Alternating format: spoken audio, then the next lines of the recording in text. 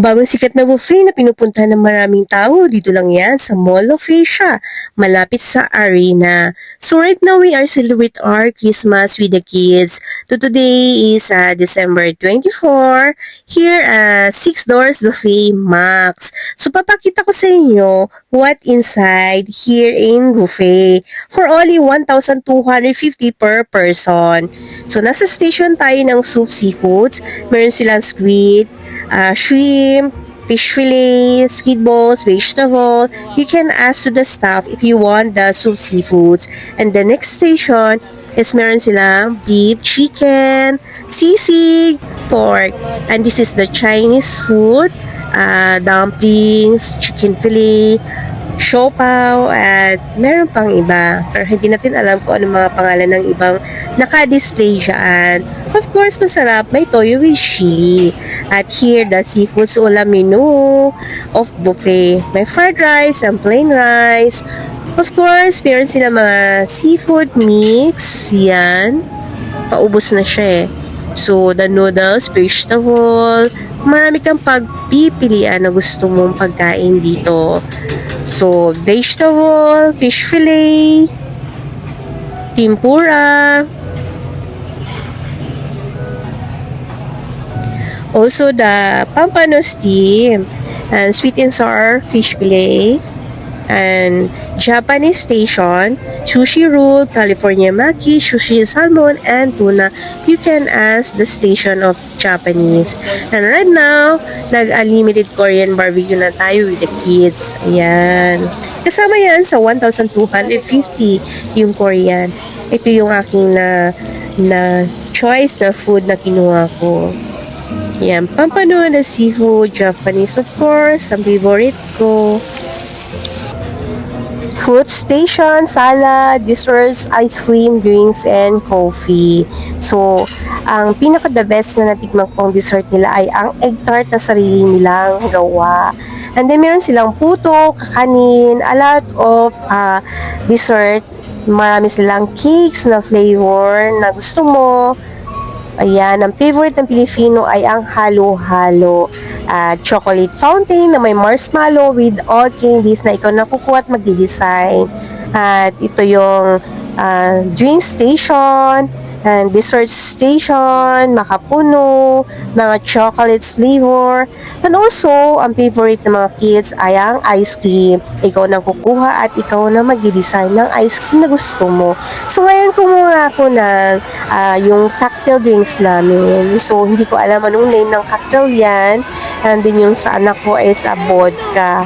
And I don't know what's the name of the vodka.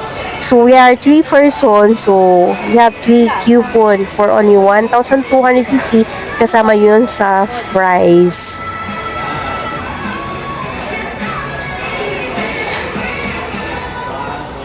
Mas matapang yung vodka. Ako wala ng lasa.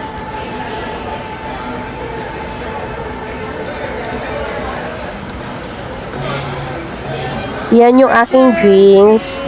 Para masasabi ko na lang siya, Blue Lagoon drinks na lang kasi I don't know the name of the drinks. And then, we are 3 person. So, binigyan kami ng 3 coupon for the cocktail drinks. Hindi sila unlimited sa cocktail drinks kasi bawal malasing. Pag 3 person dito tayo, meron kayo tatlo. Kasama yan sa 1,250. What drink na makakalasing sa inyo. So, limit lang yun. Kaya wala masyadong nalalasing sa inyo. Ito yung viewing station nila. Coke, Sprite, and Royal with coffee katabi. And then, yun yung mga drinks nila. 3 choices lang. Pero pag i-ask mo yung margarita, wala silang margarita. At yan naman yung mga season drinks nila. Small lang yung place nila. Ayan lang. Ganyan lang kaliit yung place. Para sa akin, mas gusto ko pa rin yung Vikings kasi mas malawak, mas malaki. And then, the price ng Vikings to $6, mas bet ko pa rin yung Vikings. Sorry to say, but syempre itong moment ko na ayan, kumuha ko muna ng ice cream. Magpalamig muna tayo kasi mainit yung vodka sa tiyan. So, syempre sa ice cream, ikaw nga kukuha ng ice cream, choices mo kung ilang flavor gusto mo. Kung gusto mo ng maraming topping sa taas, ikaw na mamimili ng topping. So, andito na nga tayo. $6 buffet, 1,250. I don't know how much the normal day because it's holiday. Kaya, yun yung price nila. So, I think siguro mga let's see, meron silang page account sa Facebook. So, i-search nyo na lang kung magkano ang normal day, ang price nila. At least kasi dito, kung malakas ka kumain, mahilig ka sa mga Korean food, at least meron silang Korean food dito na ikaw na magluluto. At meron din naman sa Vikings na mga barbecue or seafood noodles na papagawa mo, ganyan. Meron naman din sa Vikings. Pero hindi ko alam kung ano ang kaibahan, di ba? So, ayan. Pero para sa akin, bet ko pa rin ng Vikings kasi marami kang choices na menu na kakainan mo. Dito kasi parang konti lang ang nakikita kong menu na nilalapag nila. Yes, ang nagustuhan ko lang doon yung crispy shrimp fried. And then, yung mga sushi, ang favorite ko naman talaga mga sushi. Di naman nawawala yan sa mga buffet, ang mga sushi at saka salmon yan. The 5 shrimp crispy. Late na siya nilapag. And the drink station and the coffee.